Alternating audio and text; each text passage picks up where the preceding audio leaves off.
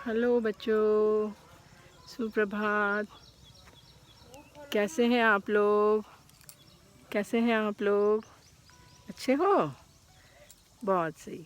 देखो, हम लोग क्लास में, जब हम क्लास में पढ़ते थे तो बाहर जाते थे ना, तो अब कोविड के कारण हम बाहर नहीं जा पा रहे हैं। कोई बात नहीं, मैं आपको बाहर की सैर करा देती हूँ, ठीक है? देखिए, मैं आपको गार्डन में लेकर आई हूँ। आपको सामने क्या दिख रहा है बेटा? एक गाय दिख रही है ना? एक गाय दिख रही है, और देखिए पेड़ भी दिख रहा है। बहुत सारे पेड़ दिख रहे हैं, है ना?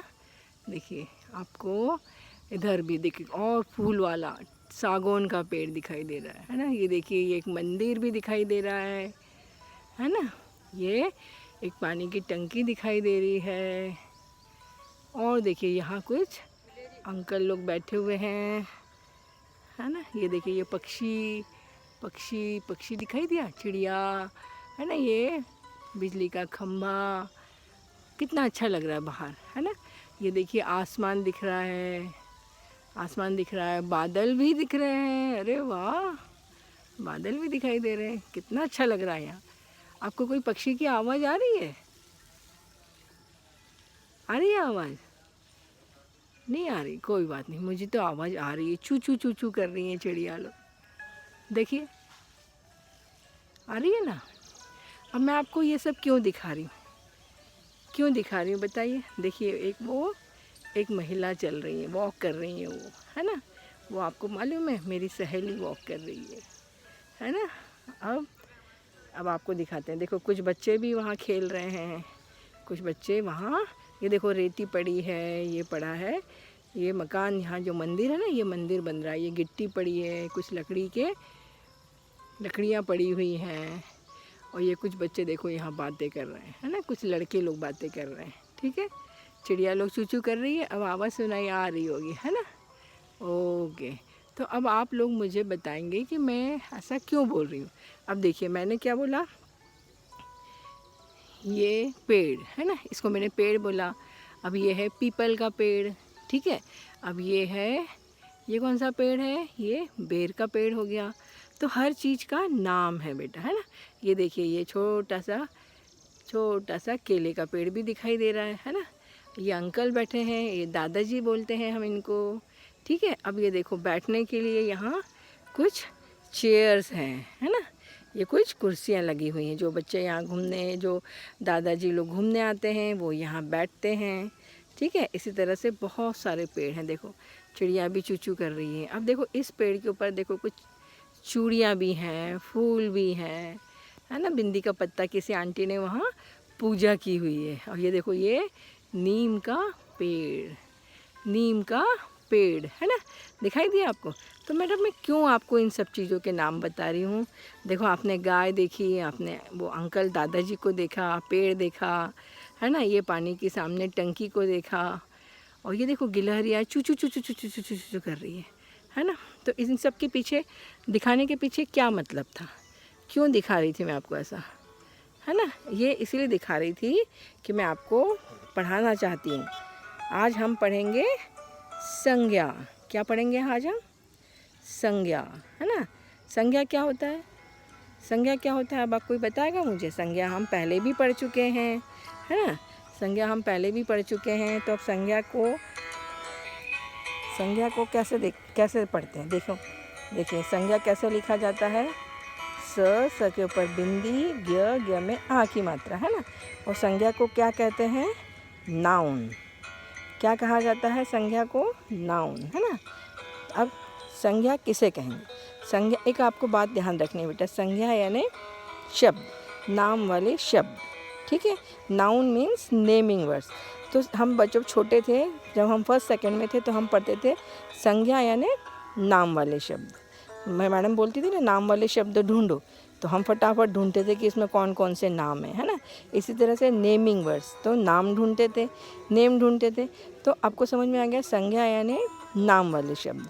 अब संज्ञा की परिभाषा क्या है? देखो, अब संज्ञा की परिभाषा होती है किसी व्यक्ति, वस्तु, स्थान, पशु, पक्षी या भाव के नाम के शब्द को संज्ञा कहते हैं, ठीक है? समझ में आ गया आपको?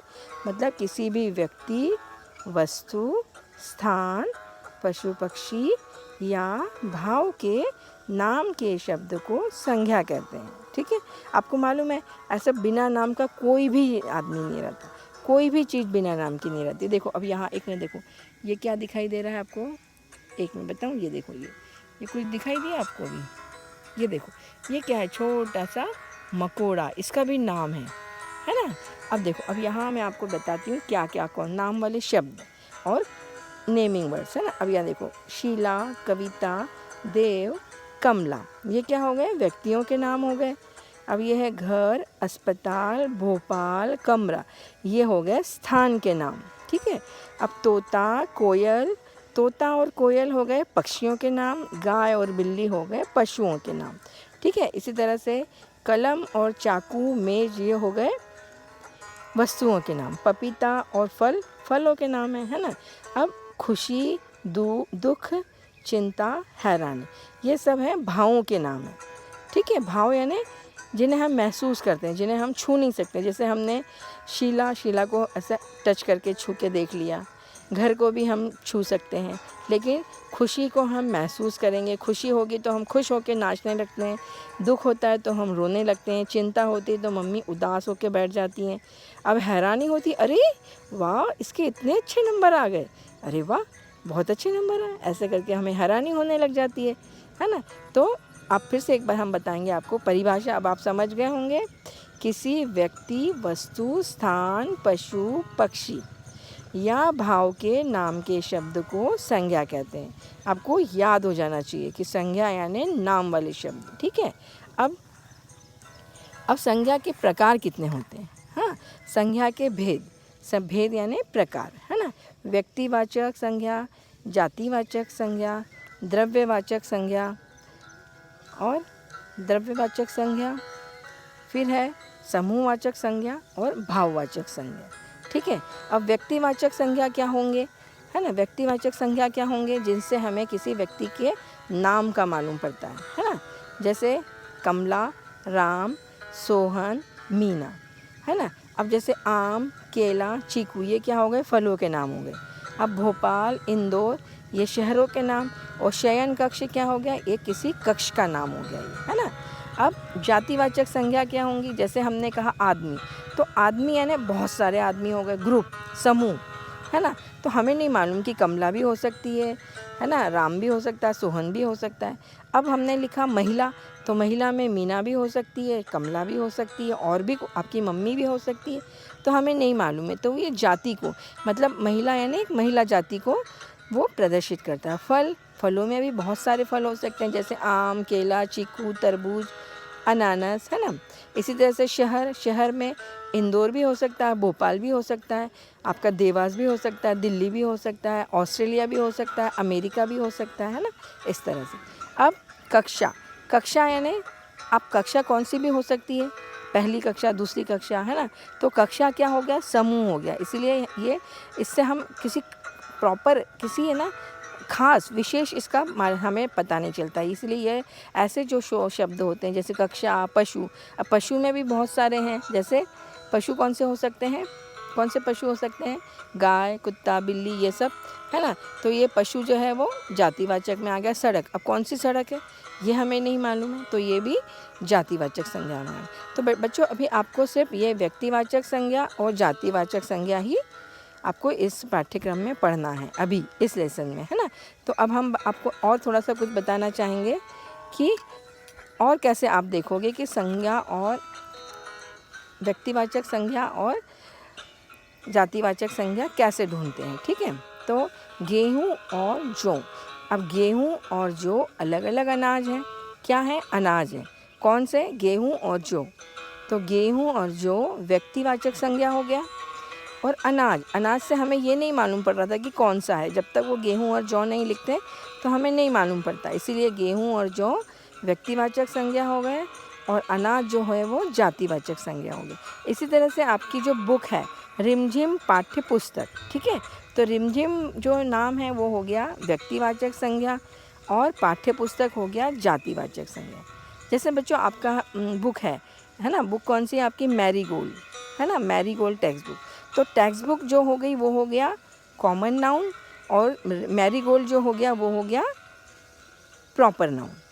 ठीक है, तो व्यक्तिवाचक संज्ञा कहलाएगी प्रॉपर नाउन और जातिवाचक संज्ञा कहलाएगी कॉमन नाउन, जो कॉमन होता है सबके लिए, और प्रॉपर यानी खास, खास उस आदमी के लिए। ठीक है, तो बच्चों फिर आपको समझ में आ गया, क्या आ गया आपको, कि संज्ञा किसे कहते हैं। संज्ञा यानी नाम वाले शब्द। संज्ञा होती है, संज्ञा की परिभाषा किसी व्यक्ति, वस्तु, स्थान, पशु, पक्षी या भाव के नाम के शब्द को संज्ञा कहते हैं। ठीक है, नाम वाले शब्द और नेमिंग वर्ड्स। ठीक है, खुशी, दुख, चिंता, हैरानी। अब कमल, चाकू, मेज, पपीता, तोता, कोयल, गाय, बिल्ली, घर, अस्पताल, भोपाल, कमरा, शीला, कविता, देव, कमला, ये सब क्या हो गए, नाम वाले शब्द यानी संज्ञा। ठीक है, अब हम पढ़ेंगे व्यक्तिवाचक संज्ञा। हमने पढ़ लिया जातिवाचक संज्ञा, और आपको कैसे ढूंढना चाहिए, है ना, ये संज्ञा के भेद होते हैं, ये भी आपने पढ़ चुके हैं। अब आपको ये भी मैंने बता दिया आप कैसे देखेंगे। जो आपको कोई खास चीज़ की दिखाता है वो कहलाता है व्यक्तिवाचक संज्ञा, और जो कॉमन मतलब कॉमन हो गया, है ना, तो उसको हम जातिवाचक संज्ञा कहेंगे। जैसे हमने रिमझिम पाठ्य पुस्तक, हमारा मैरीगोल्ड टेक्स्ट बुक, है ना, अराउंड अस, है ना, हमारी EVS की बुक है, तो अराउंड अस क्या हो गया, व्यक्तिवाचक संज्ञा, और टेक्स्ट बुक हो गया जातिवाचक संज्ञा।